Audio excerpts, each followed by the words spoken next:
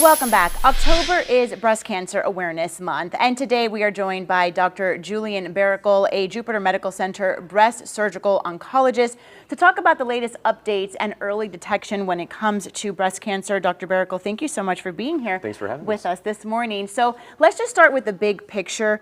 How common is breast cancer? So unfortunately, it is quite common. We know that this is the most common cancer in women apart from skin cancer.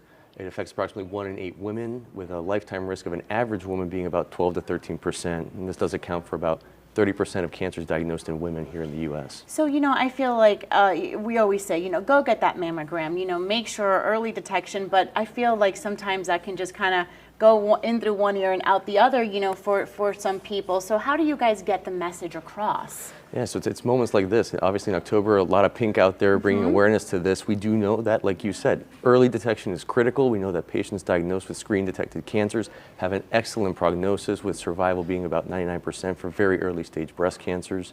We want to make sure that women understand their lifetime risk of developing breast cancer, as not only do we have population-based recommendations, but we really want to tailor the screening to that individual patient. We're treating you and monitoring you, not everybody. So we want to make sure you know your lifetime risk, you're getting screened appropriately, you have access to risk-reducing strategies if applicable.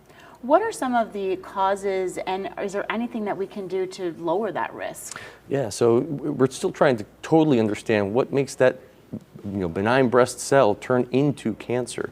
So in terms of what we can do to help reduce risk, we want to make sure you're being screened appropriately.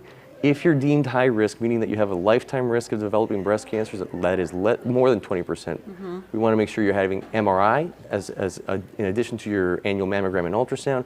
And then we want you to consider genetic testing, and again, meet with a medical oncologist to discuss medical options to reduce breast cancer risk by about 50%.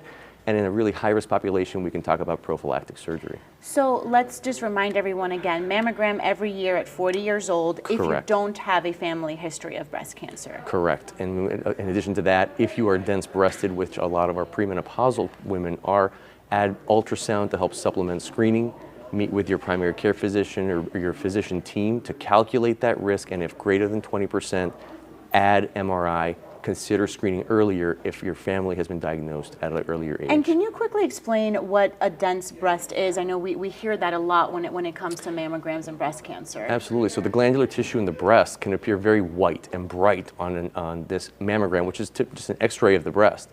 Masses and calcifications look white. So when you're looking for something white on top of something white, you may miss something very subtle.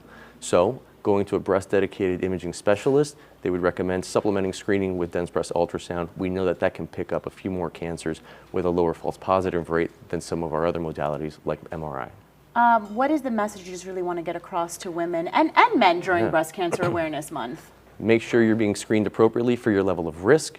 Consider genetic testing if you have a family history of breast or ovarian cancer, or in men with breast cancer, consider genetic testing. And make sure that you're following up with your primary care physician on a regular basis to make sure you're meeting the guidelines. All right, well, thank you so much, doctor, for being here and talking about this very important topic. If you want more information and you want to watch this interview again, you can head to our website, WPBF.com, or download our free WPBF 25 News app. Aaron. We'll continue